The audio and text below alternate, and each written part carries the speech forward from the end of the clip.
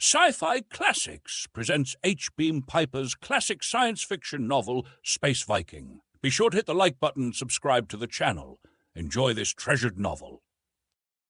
Space Viking by Henry Beam Piper.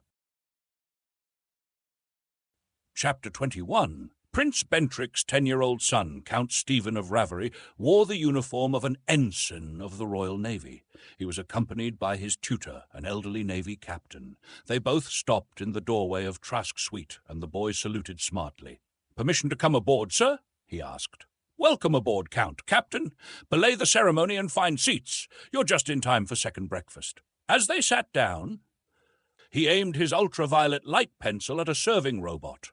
Unlike Mardukan robots, which looked like surrealist conceptions of pre-atomic armored knights, it was a smooth ovoid floating a few inches from the floor on its own contragravity. As it approached, its top opened like a bursting beetle shell and hinged trays of food swung out. The boy looked at it in fascination. "Is that a Sword World robot, sir, or did you capture it somewhere?" "It's one of our own." He was pardonably proud. It had been built on Tanith a year before. Has an ultrasonic dishwasher underneath, and it does some cooking on top at the back. The elderly captain was, if anything, even more impressed than his young charge. He knew what went into it, and he had some conception of the society that would develop things like that. "I take it you don't use many human servants with robots like that," he said. "Not many. We're all low-population planets, and nobody wants to be a servant. We have too many people on Marduk, and all of them want soft jobs as noble servants," the captain said. "Those that want any kind of jobs." "You need all your people for fighting men, don't you?" the boy count asked. "Well, we need a good many. The smallest of our ships will carry 500 men, most of them around 800. The captain lifted an eyebrow. The complement of the Victrix had been 300, and she'd been a big ship. Then he nodded. "Of course, most of them are ground fighters." That started Count Stephen off. Questions about battles and raids and booty and the planets Trask had seen. "I wish I were a space Viking." "Well, you can't be, Count Ravery. You're an officer of the Royal Navy. You're supposed to fight space Vikings." "I won't fight you." "You'd have to if the king commanded," the old captain told him. "No, Prince Trask is my friend. He saved my father's life. And I won't fight you either. Count, we'll make a lot of fireworks, and then we'll each go home and claim victory. How would that be?" "I've heard of things like that," the captain said. "We had a war with Odin 70 years ago that was mostly that sort of battles." "Besides, the king is Prince Trask's friend too," the boy insisted. "Father and Mummy heard him say so right on the throne. Kings don't lie when they're on the throne, do they?" "Good kings don't," Trask told him. "Ours is a good king." The young Count of Ravery declared proudly, "I would do anything my king commanded, except fight Prince Trask. My house owes Prince Trask a debt." Trask nodded approvingly.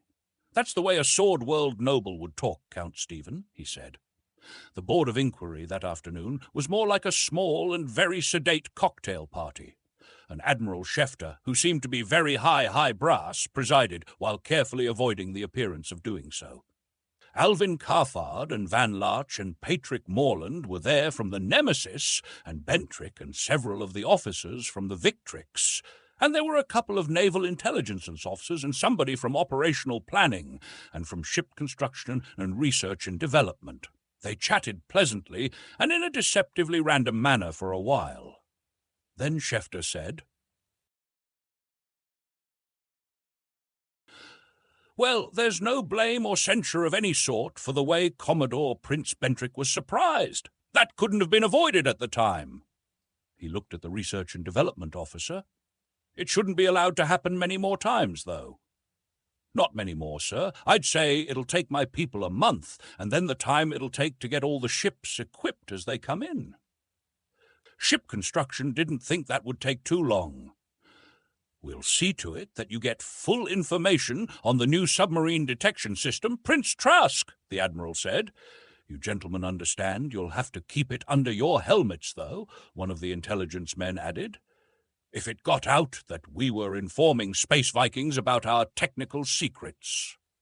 He felt the back of his neck in a way that made Trask suspect that beheadment was the customary form of execution on Marduk. "We'll have to find out where the fellow has his base," operational planning said. "I take it, Prince Trask, that you're not going to assume that he was on his flagship when you blew it, and just put paid to him and forget him?" "Oh, no. I'm assuming he wasn't.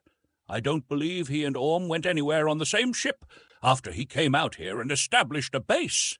I think one of them would stay home all the time." "Well, we'll give you everything we have on them," Schefter promised. "Most of that is classified, and you'll have to keep quiet about it, too. I just skimmed over the summary of what you gave us. I dare say we'll both get a lot of new information. Have you any idea at all where he might be based, Prince Trask?" "Only that we think it's a non-Terra-type planet." He told them about Dunnan's heavy purchases of air and water recycling equipment and carniculture and hydroponic material. That, of course, helps a great deal. "Yes, there are only about 5 million planets in the former Federation space volume that are inhabitable in artificial environment, including a few completely covered by seas where you could put in underwater dome cities if you had the time and material. One of the intelligence officers had been nursing a glass with a tiny remnant of cocktail in it. He downed it suddenly, filled the glass again, and glowered at it in silence for a while. Then he drank it briskly and refilled it. "What I should like to know," he said, "is how this double obscenity of a Dunnan knew we'd have a ship on Ordhumla just when we did," he said. "Your talking about underwater dome cities reminded me of it. I don't think he just pulled that planet out of a hat and then went there prepared to sit on the bottom of the ocean for a year and a half waiting for something to turn up. I think he knew the Victrix was coming to Ordhumla and just about when." "I don't like that, Commodore," Schefter said. "You think I do, sir?" the intelligence officer countered. "There it is, though. We all have to face it." "We do," Schefter agreed. "Get on it, Commodore, and I don't need to caution you to screen everybody you put onto it very carefully." He looked at his own glass. It had a bare thimbleful in the bottom. He replenished it slowly and carefully. "It's been a long time since the Navy's had anything like this to worry about." He turned to Trask. "I suppose I can get in touch with you at the palace whenever I must? Well, Prince Trask and I have been invited as house guests at Prince Baron Cragdale's. Hunting Lodge, Bentrick said. We'll be going there directly from here." "Ah," Admiral Schefter smiled slightly. Beside not having 3 horns and a spiked tail, this space Viking was definitely persona grata with the royal family. "Well, we'll keep in contact, Prince Trask." The hunting lodge where Crown Prince Edvard was fine. Simple Baron Cragdale lay at the head of a sharply sloping mountain valley down which a river tumbled. Mountains rose on either side in high scarps, some topped with perpetual snow, glaciers curling down from them. The lower ranges were forested, as was the valley between, and there was a red-mauve alpenglow on the great peak that rose from the head of the valley. For the first time in over a year, Elaine was with him, silently clinging to him to see the beauty of it through his eyes. He had thought that she had gone from him forever. The hunting lodge itself was not quite what a sword-worlder would expect a hunting lodge to be. At first sight, from the air, it looked like a sundial, a slender tower rising like a gnomon above a circle of low buildings and formal gardens. The boat landed at the foot of it, and he and Prince and Princess Bentrick and the young Count of Ravery and his tutor descended. Immediately they were beset by a flurry of servants. The second boat, with the Bentrick servants and their luggage, was circling into land. Elaine, he discovered, wasn't with him any more, and then he was separated from the Bentricks and was being floated up an inside shaft in a lifter car. More servants installed him in his rooms, unpacked his cases, drew his bath, and even tried to help him take it, and fussed over him while he dressed. There were over a score for dinner. Bentrick had warned him that he'd find some odd types. Maybe he meant that they wouldn't all be nobles. Among the commoners there were some professors, mostly social sciences, a labour leader, a couple of representatives, and a member of the Chamber of Delegates, and a couple of social workers, whatever that meant. His own table companion was a lady, Valerie Alvarath. She was beautiful, black hair and almost startlingly blue eyes, combination unusual in the sword worlds, and she was intelligent, or at least cleverly articulate. She was introduced as the lady companion of the Crown Prince's daughter. When he asked where the daughter was, she laughed. "She won't be helping entertain visiting space Vikings for a long time, Prince Trask. She is precisely 8 years old. I saw her getting ready for bed before I came down here. I'll look in on her after dinner." Then the Crown Princess Melanie, on his other hand, asked him some question about Sword World court etiquette. He stuck to generalities, and what he could remember from a presentation at the court of Excalibur during his student days. These people had a monarchy since before Graham had been colonized. He wasn't going to admit that Graham's had been established since he went off planet. The table was small enough for everybody to hear what he was saying and to feed questions to him. It lasted all through the meal, and continued when they adjourned for coffee in the library. "But what about your form of government, your social structure, that sort of thing?" Somebody impatient with the artificialities of the court wanted to know. "Well, we don't use the word government very much," he replied. "We talk a lot about authority and sovereignty, and I'm afraid we burn entirely too much powder over it, but government always seems to us like sovereignty interfering in matters that don't concern it.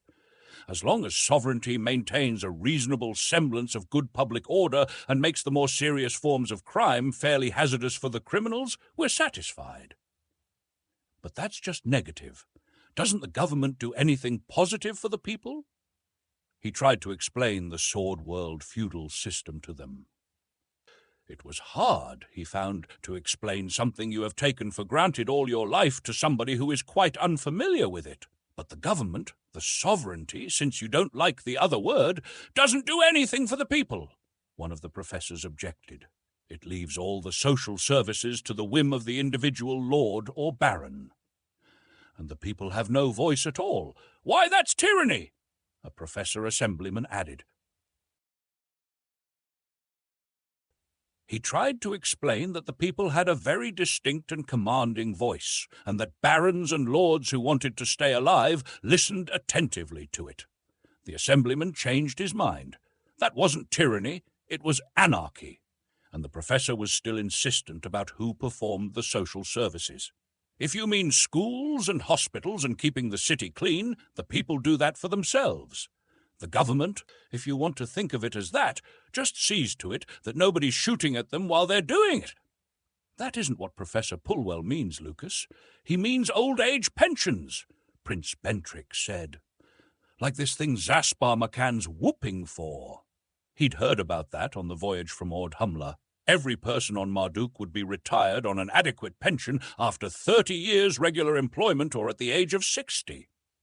When he had wanted to know where the money would come from, he had been told that there would be a sales tax, and that the pensions must all be spent within 30 days, which would stimulate business, and the increased business would provide tax money to pay the pensions.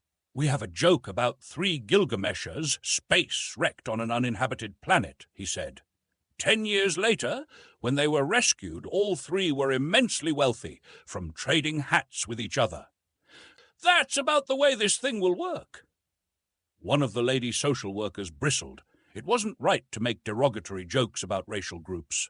One of the professors harumphed. Wasn't a parallel at all. The self-sustaining rotary pension plan was perfectly feasible. With a shock, Trask recalled that he was a professor of economics. Alvin Carthard wouldn't need any 20 ships to loot Marduk. Just infiltrate it with about 100 smart confidence men, and inside a year they'd own everything on it. That started them all off on Zaspar McCann, though. Some of them thought he had a few good ideas, but was damaging his own case by extremism. One of the wealthier nobles said that he was a reproach to the ruling class. It was their fault that people like McCann could gain a following. One old gentleman said that maybe the Gilgameshers were to blame themselves for some of the animosity toward them. He was immediately set upon by all the others and verbally torn to pieces on the spot. Trask didn't feel it proper to quote Goodman Mickle to this crowd. He took the responsibility upon himself for saying, "From what I've heard of him, I think he's the most serious threat to civilized society on Marduk."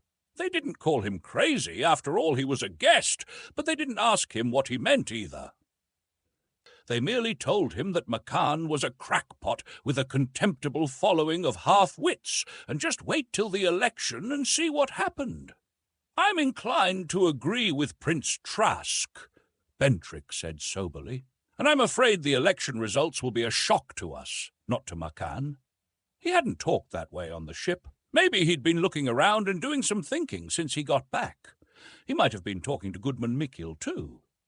There was a screen in the room. He nodded toward it. "He's speaking at a rally of the People's Welfare Party at Dreplin now," he said. "May I put it on to show you what I mean?" When the Crown Prince assented, he snapped on the screen and twiddled at the selector. A face looked out of it.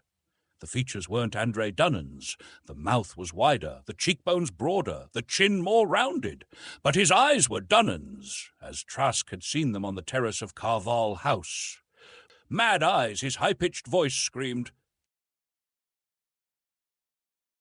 "Our beloved sovereign is a prisoner.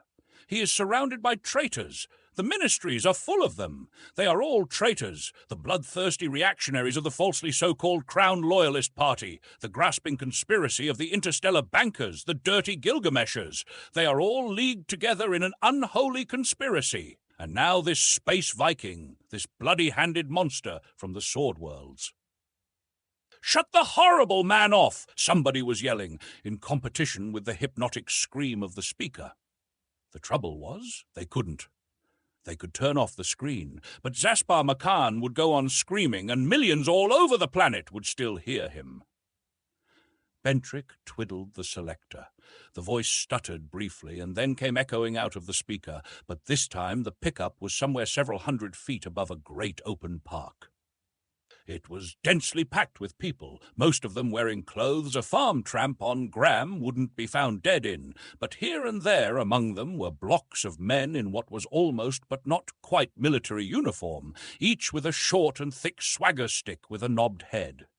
Across the park, in the distance, the head and shoulders of Zaspar McCann loomed 100 feet high in a huge screen. Whenever he stopped for breath, a shout would go up, beginning with the blocks of uniformed men. "McCann! McCann! McCann the leader! McCann to power!" "You even let him have a private army?" he asked the Crown Prince. "Oh, those silly buffoons and their musical comedy uniforms," the Crown Prince shrugged. "They aren't armed." "Not visibly," he granted. "Not yet. I don't know where they'd get arms." "No, Your Highness," Prince Bentrick said. "Neither do I. That's what I'm worried about."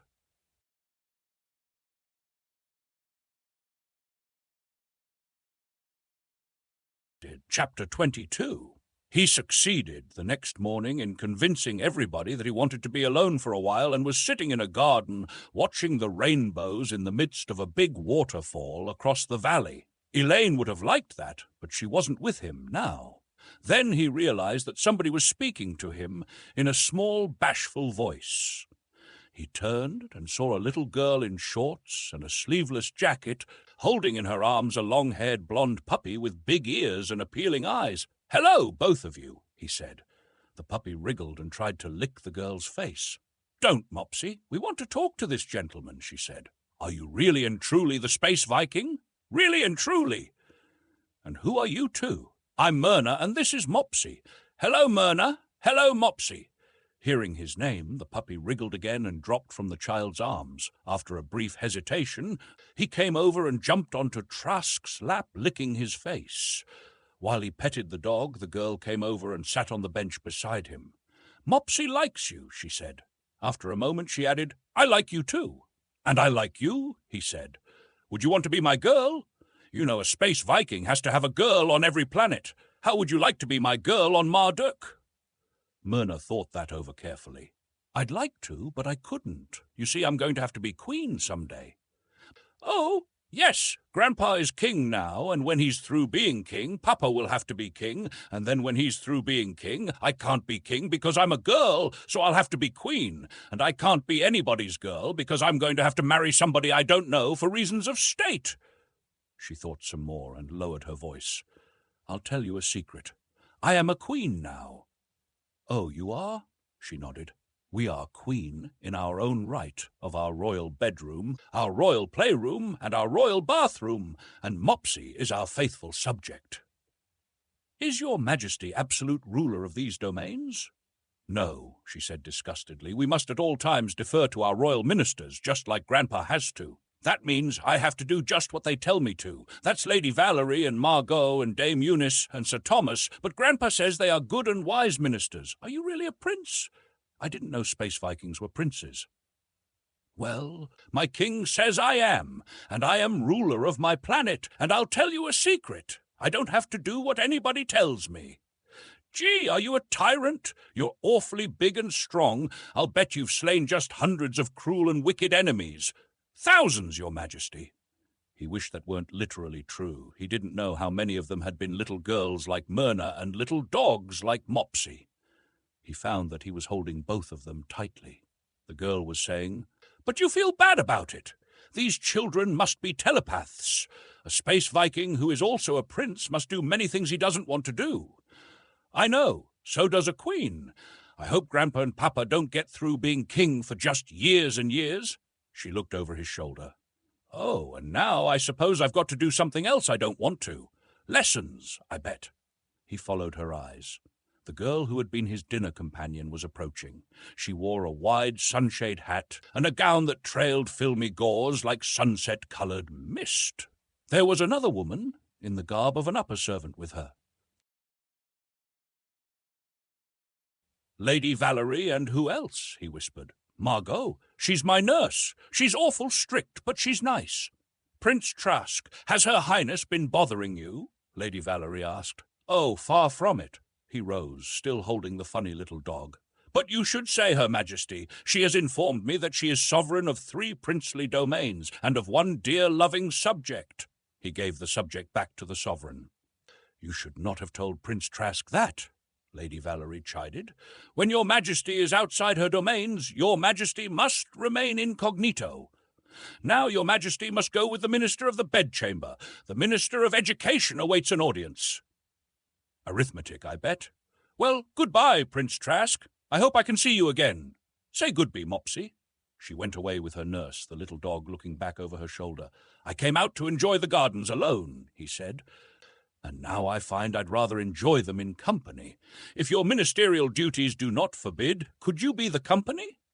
"But gladly, Prince Trask. Her Majesty will be occupied with serious affairs of state. Square root. Have you seen the grottos?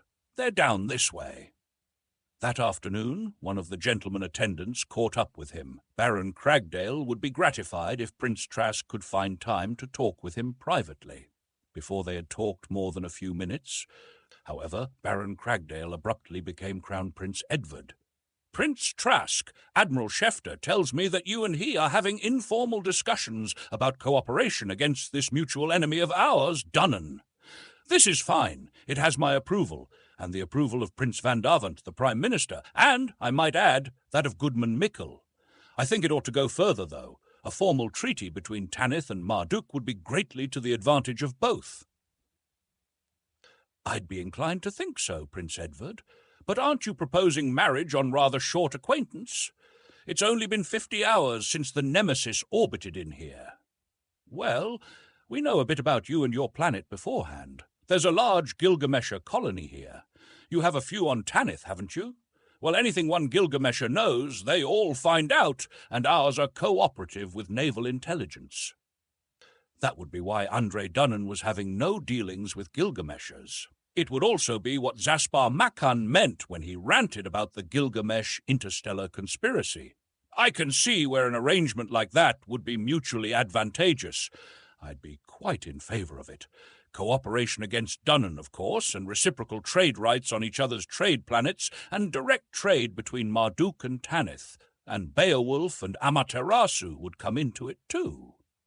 Does this also have the approval of the Prime Minister and the King? Goodman Mickle's in favour of it. There's a distinction between him and the King, as you'll have noticed. The King can't be in favour of anything till the Assembly or the Chancellor express an opinion. Prince van der Waant favours it personally. As Prime Minister, he is reserving his opinion. We'll have to get the support of the Crown Loyalist Party before he can take an unequivocal position. Well, Baron Cragdale, speaking as Baron Trask of Trascon, suppose we just work out a rough outline of what this treaty ought to be, and then consult unofficially with a few people whom you can trust, and see what can be done about presenting it to the proper government officials. The Prime Minister came to Cragdale that evening, heavily incognito and accompanied by several leaders of the Crown Loyalist Party. In principle, they all favoured a treaty with Tanith. Politically, they had doubts. Not before the election. Too controversial a subject.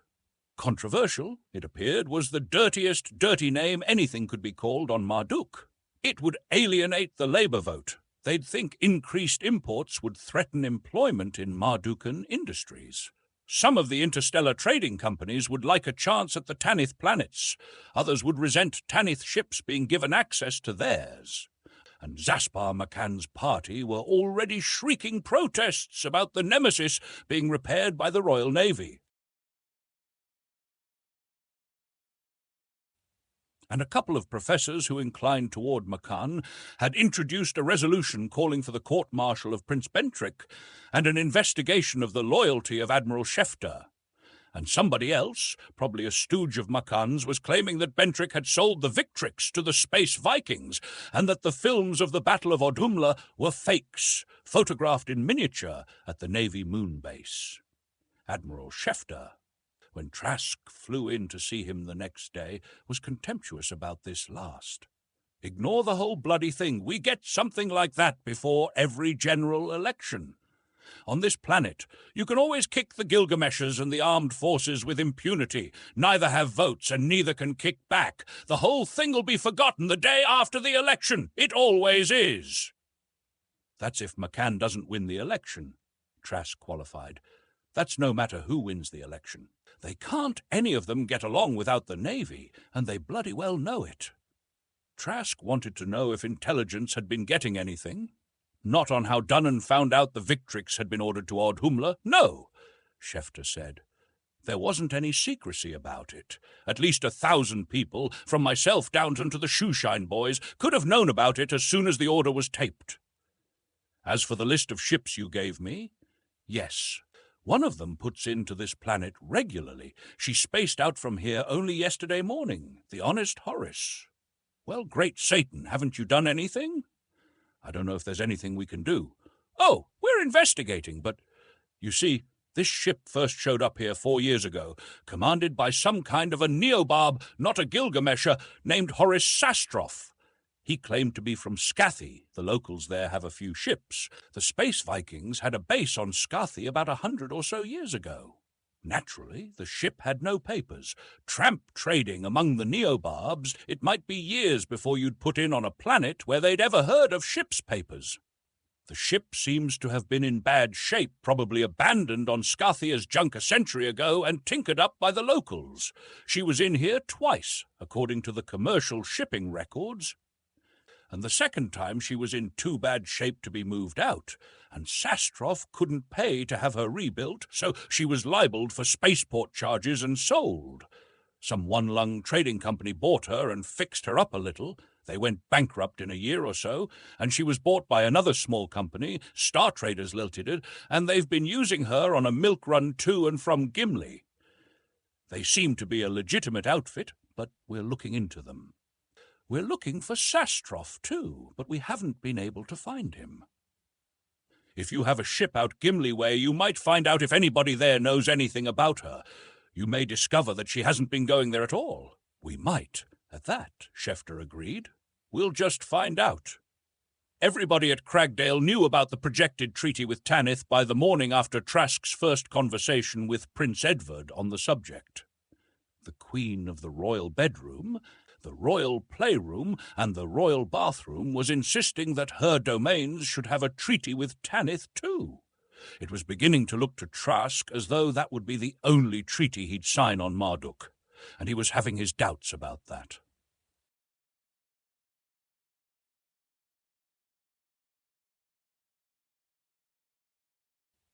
"Do you think it would be wise," he asked Lady Valerie Alvarath. The Queen of 3 Rooms and 1 4-footed subject had already decreed that Lady Valerie should be the space Viking prince's girl on the planet of Marduk. If it got out, these people's welfare lunatics would pick it up and twist it into evidence of some kind of a sinister plot. Oh, I believe Her Majesty could sign a treaty with Prince Trask, Her Majesty's Prime Minister decided, but it would have to be kept very secret. Gee, Myrna's eyes widened. A real secret treaty, just like the wicked rulers of the old dictatorship. She hugged her subject ecstatically. I'll bet Grandpa doesn't even have any secret treaties. In a few days, everybody on Marduk knew that a treaty with Tanith was being discussed.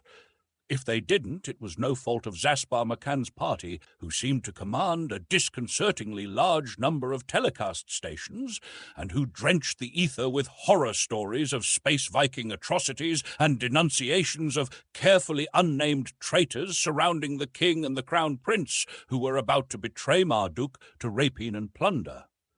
The leak evidently did not come from Cragdale, for it was generally believed that Trask was still at the royal palace in Malverton. At least, that was where the mechanists were demonstrating against him. He watched such a demonstration by screen. The pickup was evidently on one of the landing stages of the palace, overlooking the wide parks surrounding it. They were packed almost solid with people, surging forward toward the thin cordon of police. The front of the mob looked like a checkerboard, a block in civilian dress, then a block in the curiously effeminate-looking uniforms of Zaspar McCann's People's Watchmen, then more in ordinary garb and more People's Watchmen. Over the heads of the crowds, at intervals, floated small contragravity lifters on which were mounted the amplifiers that were bellowing, "Space Viking, go home! Space King, go home!" The police stood motionless at parade rest. The mob surged closer. When they were 50 yards away, the blocks of People's Watchmen ran forward, then spread out until they formed a line 6 deep across the entire front. Other blocks, from the rear, pushed the ordinary demonstrators aside and took their place. Hating them more every second, Trask grudged approval of a smart and disciplined maneuver. How long, he wondered, had they been drilling in that sort of tactics? Without stopping, they continued their advance on the police, who had now shifted their stance. "Space Viking, go home! Space King, go home! Fire!" he heard himself yelling. "Don't let them get any closer! Fire now!"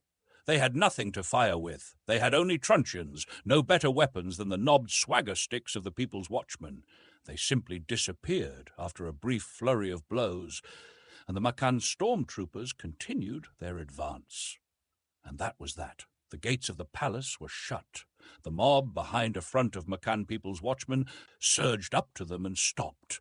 The loudspeakers bellowed on, reiterating their 4-word chant. "Those police were murdered," he said. "They were murdered by the man who ordered them out there unarmed." "That would be Count Naidnair, the Minister of Security," somebody said.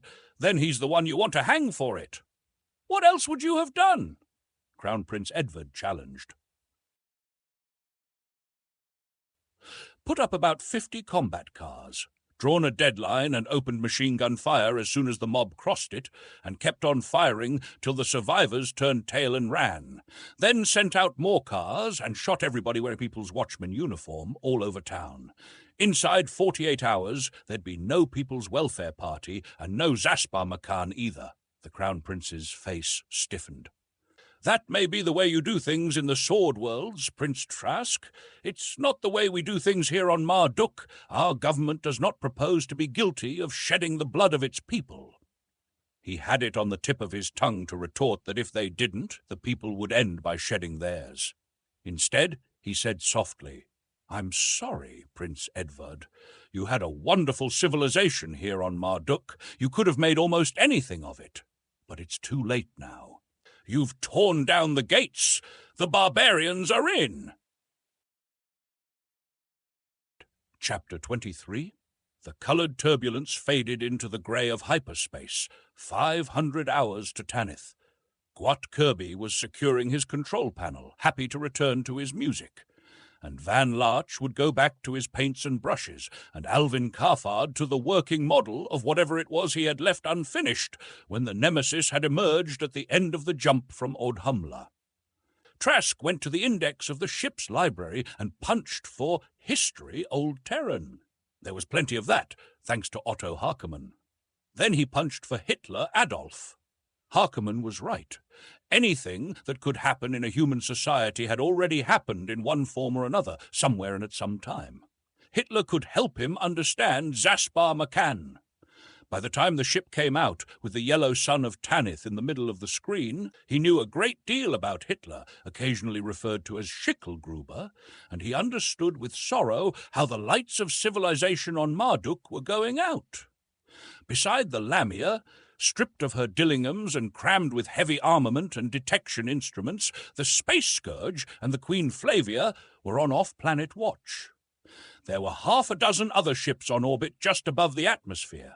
A Gilgamesha, one of the Gram Tanith freighters, a couple of freelance space Vikings, and a new and unfamiliar ship. When he asked the moon base who she was, he was told that she was the sun goddess Amaterasu. That was by almost a year better than he had expected of them. Otto Harkeman was out in the Coruscant, raiding and visiting the trade planets. He found his cousin, Nikolai Trask, at Rivington. When he inquired about Traskon, Nikolai cursed. I don't know anything about Traskon. I haven't anything to do with Traskon anymore. Traskon is now the personal property of our well-loved, very well-loved Queen Evita. The Trasks don't own enough land on Gram now for a family cemetery. You see what you did? He added bitterly. You needn't rub it in, Nikolai. If I'd stayed on Gram, I'd have helped put Angus on the throne, and it would have been about the same in the end. It could be a lot different, Nikolai said. You could bring your ships and men back to Gram and put yourself on the throne. No, I'll never go back to Gram. Tanith's my planet now. But I will renounce my allegiance to Angus. I can trade on Morglay or Joyus or Flamberge just as easily. You won't have to. You can trade with New Haven and Biglersport. Count Lionel and Duke Joris are both defying Angus. They've refused to furnish him men. They've driven out his tax collectors, those they haven't hanged. And they're building ships of their own. Angus is building ships too. I don't know whether he's going to use them to fight Biglersport and New Haven or attack you, but there's going to be a war before another year's out. The Good Hope and the Speedwell, he found, had gone back to Gram. They were commanded by men who had come into favour at the court of King Angus recently. The Black Star and the Queen Flavia, whose captain had contemptuously ignored an order from Gram to rechristen her Queen Evita, had remained. They were his ships, not King Angus's. The captain of the merchantman from Wardshaven, now on orbit, refused to take a cargo to New Haven. He had been chartered by King Angus, and would take orders from no one else. All right, Trask told him. This is your last voyage here. You bring that ship back under Angus of Wardshaven's charter, and we'll fire on her. Then he had the regalia he had worn in his last audio-visual to Angus dusted off. At first, he had decided to proclaim himself King of Tanith. Lord Valpry, Baron Rathmore, and his cousin all advised against it. Just call yourself Prince of Tanith, Valpry said. The title won't make any difference in your authority here, and if you do lay claim to the throne of Gram, nobody can say you're a foreign king trying to annex the planet. He had no intention of doing anything of the kind, but Valpry was quite in earnest. So he sat on his throne as sovereign Prince of Tanith and renounced his allegiance to Angus, Duke of Wardshaven, self-styled King of Gram. They sent it back on the otherwise empty freighter. Another copy went to the Count of New Haven, along with a cargo in the Sun Goddess, the first non-space Viking ship into Gram from the old Federation. 750 hours after the return of the Nemesis, the Corizan Tuku emerged from her last micro-jump, and immediately Harkeman began hearing of the Battle of Audhumla and the destruction of the Yo-Yo and the Enterprise. At first, he merely reported a successful raiding voyage from which he was bringing rich booty. Oddly variegated booty, it was remarked, when he began itemizing it. Why, yes, he replied, second-hand booty. I raided Dagon for it. Dagon was a space Viking base planet occupied by a character named Fedrig Baragon. A number of ships operated from it, including a couple commanded by Baragon's half-breed sons. Baragon's ships were raiding one of our planets, Harkeman said. Ganpat. They looted a couple of cities, destroyed one, killed a lot of the locals.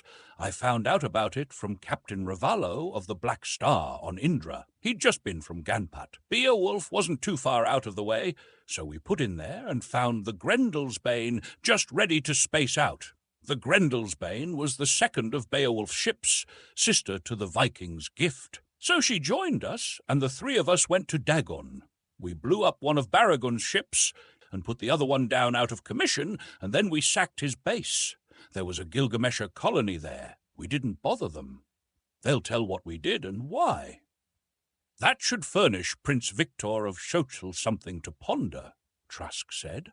Where are the other ships now? The Grendelsbane went back to Beowulf. She'll stop at Amaterasu to do a little trading on the way. The Black Star went to Xochitl, just a friendly visit to say hello to Prince Victor for you. Ravallo has a lot of audio-visuals we made during the Dagon operation. Then she's going to Jagannath to visit Nicky Gratham. Harkaman approved his attitude and actions with regard to King Angus. We don't need to do business with the sword worlds at all. We have our own industries. We can produce what we need, and we can trade with Beowulf and Amaterasu, and with Xochitl and Jagannath and Hoth if we can make any sort of agreement with them. Everybody agrees to let everybody else's trade planets alone. It's too bad you couldn't get some kind of an agreement with Marduk. Harkaman regretted that for a few seconds and then shrugged. Our grandchildren, if any, will probably be raiding Marduk. You think it'll be like that? Don't you? You were there. You saw what's happening. The barbarians are rising. They have a leader, and they're uniting. Every society rests on a barbarian base. The people who don't understand civilization and wouldn't like it if they did. The hitchhikers, the people who create nothing and who don't appreciate what others have created for them, and who think civilization is something that just exists and that all they need to do is enjoy what they can understand of it, luxuries, a high living standard, and easy work for high pay. Responsibilities? Phooey! What do they have a government for? Trask nodded. The hitchhikers think they know more about the car than the people who designed it, so they're going to grab the controls. Zaspar Makan says they can, and he's the leader. He poured a drink from a decanter that had been looted on Pushan. There was a planet where a republic had been overthrown in favor of a dictatorship 4 centuries ago, and the planetary dictatorship had fissioned into a dozen regional dictatorships, and now they were down to the peasant village and handcraft industry level. I don't understand it, though. I was reading about Hitler on the way home. I wouldn't be surprised if Zaspar Makan had been reading about Hitler too. He's using all Hitler's tricks, but Hitler came to power in a country which had been impoverished by a military defeat. Marduk hasn't fought a war in almost 2 generations, and that one was a farce. It wasn't the war that put Hitler into power. It was the fact that the ruling class of his nation, the people who kept things running, were discredited. The masses, the homemade barbarians, didn't have anybody to take their responsibilities for them. What they have on Marduk is a ruling class that has been discrediting itself, a ruling class that's ashamed of its privileges and shirks its duties. A ruling class that has begun to believe that the masses are just as good as they are, which they manifestly are not, and a ruling class that won't use force to maintain its position. And they have a democracy, and they are letting the enemies of democracy shelter themselves behind democratic safeguards. We don't have any of this democracy in the sword worlds, if that's the word for it, he said, and our ruling class aren't ashamed of their power, and our people aren't hitchhikers, and as long as they get decent treatment, they don't try to run things, and we're not doing so well. The Morglay dynastic war of a couple of centuries ago still sputtering and smoking. The Oscarson-Elmerson war on Durandal, into which Flamberg and now Joyeuse had intruded. And the situation on Gram, fast approaching critical mass. Harkaman nodded agreement. You know why? Our rulers are the barbarians among us. There isn't one of them, Napoleon of Flamberge, Rodolphe of Excalibur, or Angus of about half of Gram, who is devoted to civilization or anything else outside himself, and that's the mark of the barbarian. What are you devoted to, Otto? You are my chieftain. That's another mark of the barbarian. Before he had left Marduk, Admiral Shefter had ordered a ship to Gimli to check on the honest Horace. A few men and a pinnace would be left behind to contact any ship from Tanith. He sent Boak Valkenhayn off in the Space Scourge. Lionel of New Haven's Blue Comet came in from Graham with a cargo of general merchandise. Her captain wanted fissionables and gadolinium. Count Lionel was building more ships. There was a rumour that Omfrey of Glaspith was laying claim to the throne of Graham, in the right of his great-grandmother's sister, who had been married to the great-grandfather of Duke Angus. It was a completely trivial and irrelevant claim, but the story was that it would be supported by King Conrad of Holteclair. Immediately, Baron Rathmore, Lord Valpry, Lothar Fail, and the other Graham people began clamouring that he should go back with a fleet and seize the throne for himself. Harkonnen, Valkenhayn, Karfard, and the other space Vikings were as vehement against it. Harkonnen had the loss of the other Coruscant on Durendal to remember, and the others wanted no part in Sword World squabbles, and there was renewed agitation that he should start calling himself King of Tanith. He refused to do either, which left both parties dissatisfied. So partisan politics had finally come to Tanith. Maybe that was another milestone of progress. And there was the Treaty of Khepera between the princely state of Tanith, the Commonwealth of Beowulf, and the Planetary League of Amaterasu. The Kheperans agreed to allow bases on their planet, to furnish workers, and to send students to school on all three planets. Tanith, Beowulf, and Amaterasu obligated themselves to joint defense of Khepera, to free trade among themselves, and to render one another armed assistance. That was a milestone of progress, and no argument about it. The Space Scourge returned from Gimli, and Valkenhayn reported that nobody on the planet had ever seen or heard of the honest Horace. They had found a Mardukan Navy ship's pinnace there, manned entirely by officers, some of them Navy intelligence. According to them, the investigation into the activities of that ship had come to an impasse. The ostensible owners claimed, and had papers to prove it, that they had chartered her to a private trader, and he claimed, and had papers to prove it, that he was a citizen of the planetary republic of Aton, and as soon as they began questioning him, he was rescued by the Etonian ambassador, who lodged a vehement protest with the Mardukan Foreign Ministry. Immediately, the People's Welfare Party had leaped into the incident and branded the investigation as an unwarranted persecution of a national of a friendly power at the instigation of corrupt tools of the Gilgamesh interstellar conspiracy. So that's it, Valkenhayn finished. It seems they're having an election and they're afraid to antagonize anybody who might have a vote, so the Navy had to drop the investigation. Everybody on Marduk's scared of this Makan. You think there might be some tie-up between him and Dunnan? The ideas occurred to me. Have there been any more raids on Marduk trade planets since the Battle of Ordhumla? A couple. The Bolide was on Ordhumla a while ago. There were a couple of Mardukan ships there, and they had the Victrix fixed up enough to do some fighting. They ran the Bolide out.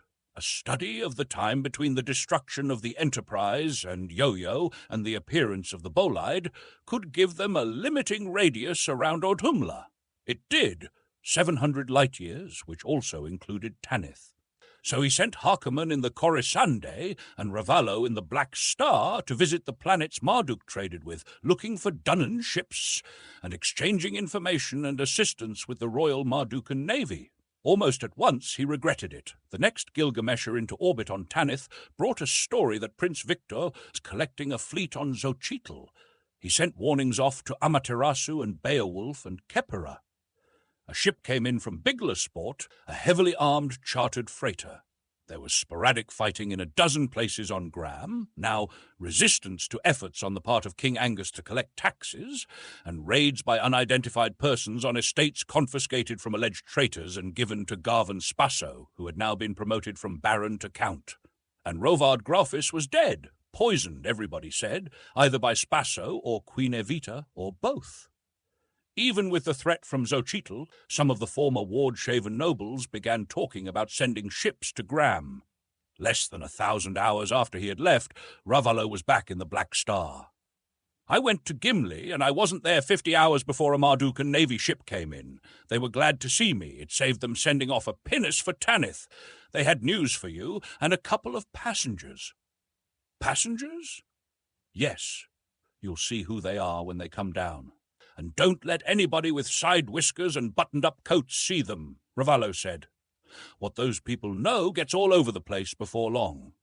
The visitors were Lucille, Princess Bentrick, and her son, the young Count of Ravery. They dined with Trask. Only Captain Ravallo was also present. "I didn't want to leave my husband, and I didn't want to come here and impose myself and Stephen on you, Prince Trask," she began. But he insisted. We spent the whole voyage to Gimli concealed in the captain's quarters. Only a few of the officers knew we were aboard. "Makan won the election. Is that it?" he asked. "And Prince Bentrick doesn't want to risk you and Stephen being used as hostages?" "That's it," she said. "He didn't really win the election, but he might as well have. Nobody has a majority of seats in the Chamber of Representatives, but he's formed a coalition with several of the splinter parties, and I'm ashamed to say that a number of Crown Loyalist members, crowd of disloyalists I call them, are voting with him now. They've coined some ridiculous phrase about the wave of the future, whatever that means. If you can't lick them, join them," Trask said. "If you can't lick them, lick their boots," the Count of Ravery put in. "My son is a trifle bitter," Princess Bentrick said. I must confess to a trace of bitterness, too. "Well, that's the representatives," Trask said. "What about the rest of the government?" With the Splinter Party and disloyalist support, they got a majority of seats in the delegates. Most of them would have indignantly denied, a month before, having any connection with Makan, but 100 out of 120 are his supporters. Makan, of course, is Chancellor. "And who is Prime Minister?" he asked. "Andre Dunnan?" She looked slightly baffled for an instant, then said, "No." "The Prime Minister is Crown Prince Edward." "No, Baron Cragdale. That isn't a royal title, so by some kind of a fiction I can't pretend to understand he is not Prime Minister as a member of the royal family." "If you can't," the boy started. "Stephen, I forbid you to say that about Baron Cragdale. He believes very sincerely that the election was an expression of the will of the people, and that it is his duty to bow to it." He wished Otto Harkonnen were there. He could probably name, without stopping for breath, 100 great nations that went down into rubble because their rulers believed that they should bow instead of rule, and couldn't bring themselves to shed the blood of their people. Edvard would have been a fine and admirable man, as a little country baron. Where he was a disaster. He asked if the people's watchmen had dragged their guns out from under the bed and started carrying them in public yet. "Oh, yes." "You were quite right. They were armed all the time. Not just small arms, combat vehicles and heavy weapons. As soon as the new government was formed, they were given status as a part of the planetary armed forces. They have taken over every police station on the planet. And the king? Oh, he carries on and shrugs and says, 'I just reign here.' What else can he do? We've been whittling down and filching away the powers of the throne for the last 3 centuries. What is Prince Bentrick doing, and why did he think there was danger that you two would be used as hostages?" "He's going to fight," she said. "Don't ask me how or what with. Maybe as a gorilla in the mountains, I don't know. But if he can't lick them, he won't join them. I wanted to stay with him and help him.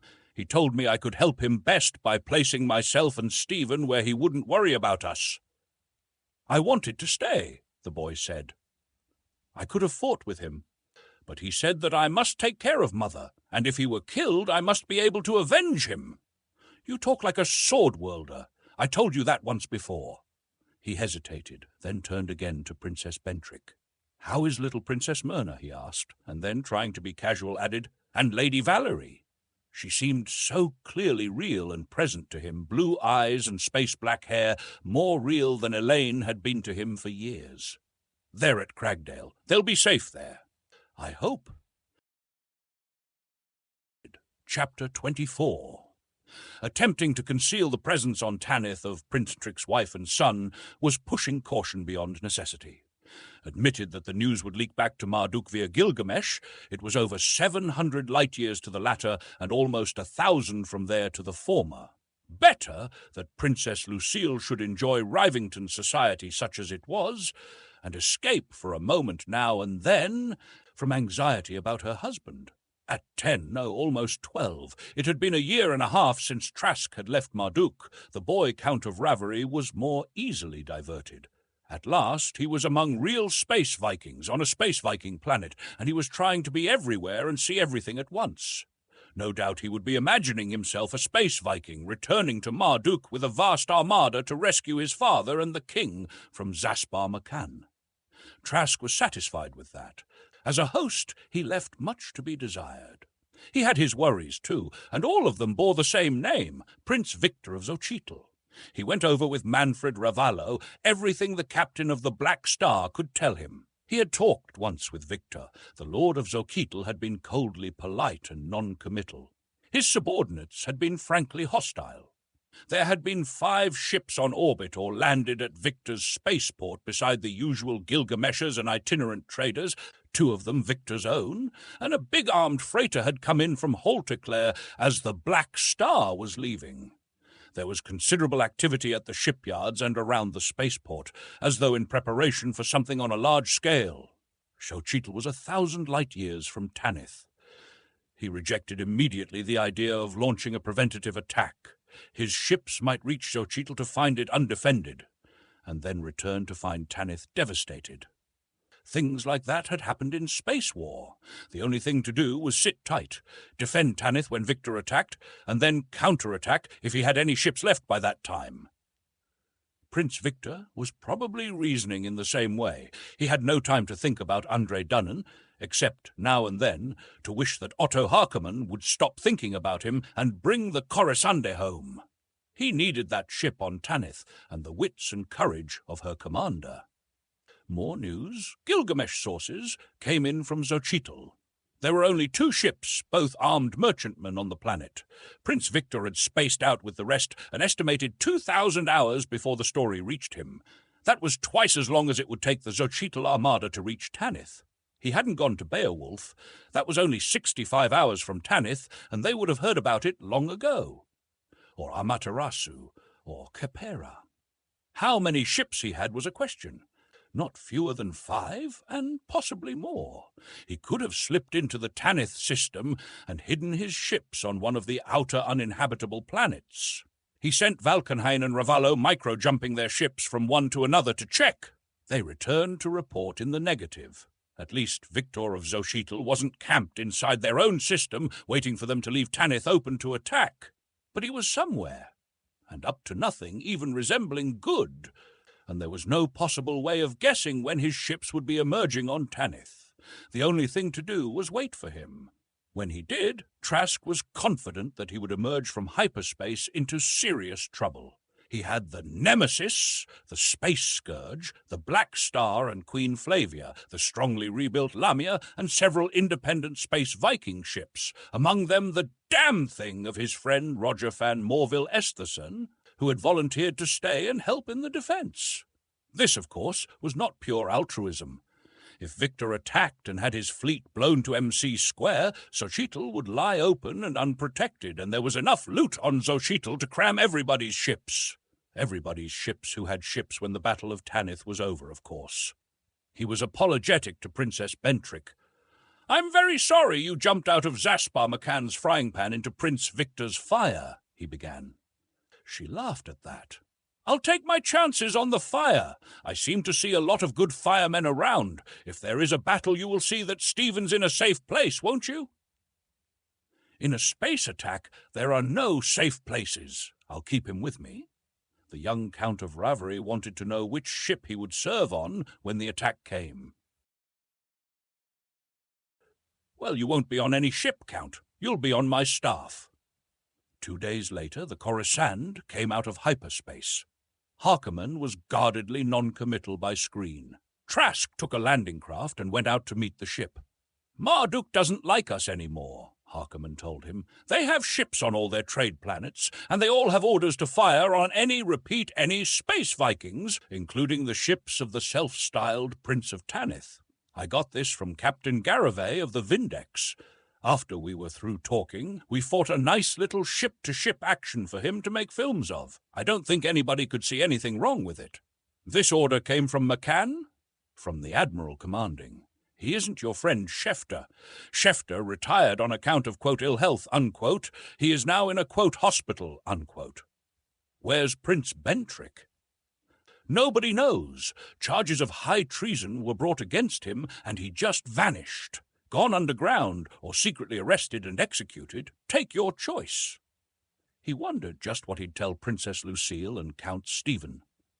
"They have ships on all the planets they trade with, 14 of them. That isn't to catch Dunnan, that's to disperse the Navy away from Marduk. They don't trust the Navy. Is Prince Edward still Prime Minister?"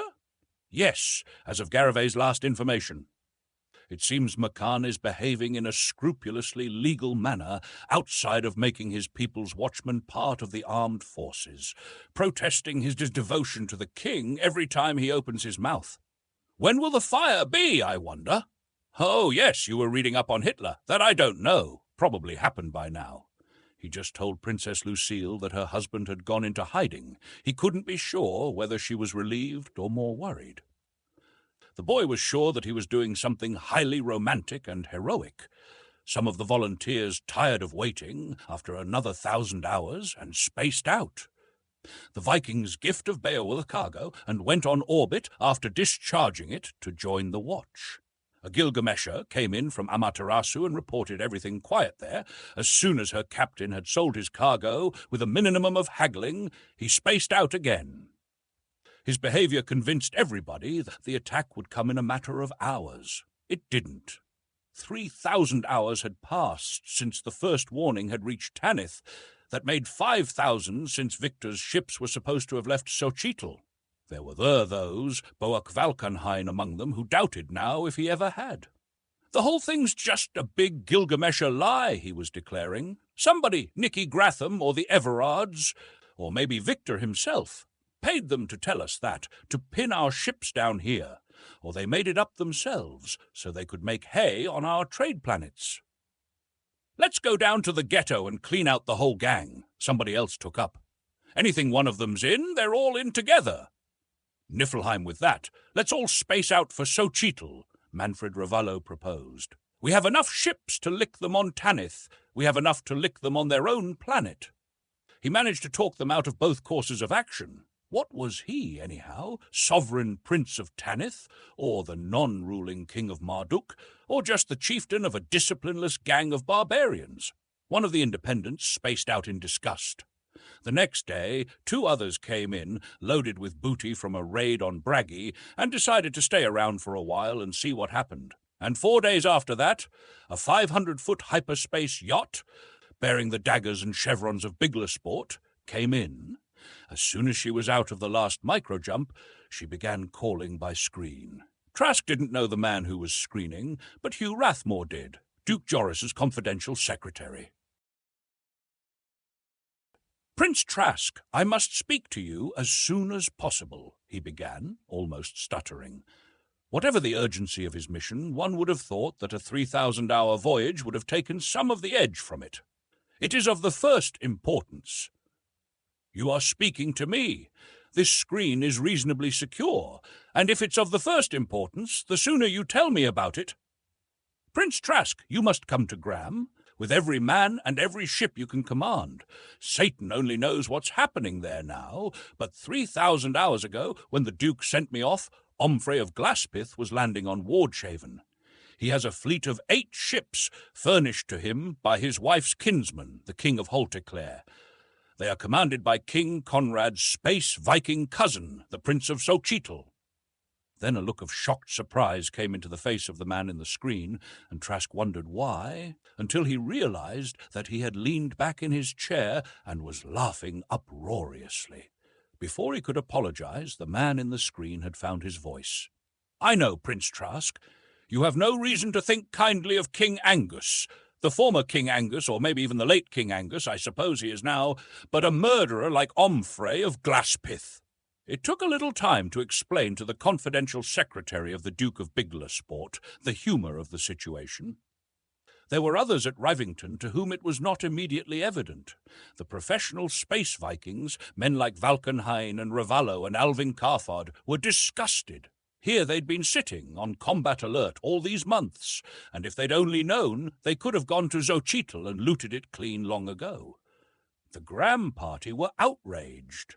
Angus of Ward Shaven had been bad enough, with the hereditary taint of the mad Baron of Blackcliff, and Queen Evita and her rapacious family, but even he was preferable to a murderous villain.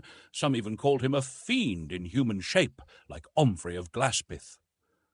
Both parties, of course, were positive as to where their prince's duty lay. The former insisted that everything on Tanith that could be put into hyperspace should be dispatched at once to Xochitl, to haul back from it everything except a few absolutely immovable natural features of the planet. The latter clamoured, just as loudly and passionately, that everybody on Tanith who could pull a trigger should be embarked at once on a crusade for the deliverance of Graham. "You don't want to do either, do you?" Harkonnen asked him when they were alone after the second day of acrimony. "Niflheim, no! This crowd that wants an attack on Xochitl, you know what would happen if we did that?" Harkonnen was silent, waiting for him to continue. "Inside a year, 4 or 5 of these small planet holders, like Gratham and the Everards, would combine against us and make a slag pile out of Tanith." Harkonnen nodded agreement. "Since we warned him the first time, Victor's kept his ships away from our planets. If we attacked Xochitl now, without provocation, nobody'd know what to expect from us. People like Nicky Gratham and Tobin of Nurgle and the Everards of Hoth get nervous around unpredictable dangers, and when they get nervous, they get trigger-happy." He puffed slowly on his pipe and then said, "Then you'll be going back to Graham. That doesn't follow. Just because Valkenhayn and Ravallo and that crowd are wrong doesn't make Valpry and Rathmore and Fail right. You heard what I was telling those very people at Carval House the day I met you, and you've seen what's been happening on Graham since we came out here. Otto, the sword worlds are finished. They're half decivilized now. Civilization is alive and growing here on Tanith. I want to stay here and help it grow." "Look, Lucas," Harkonnen said.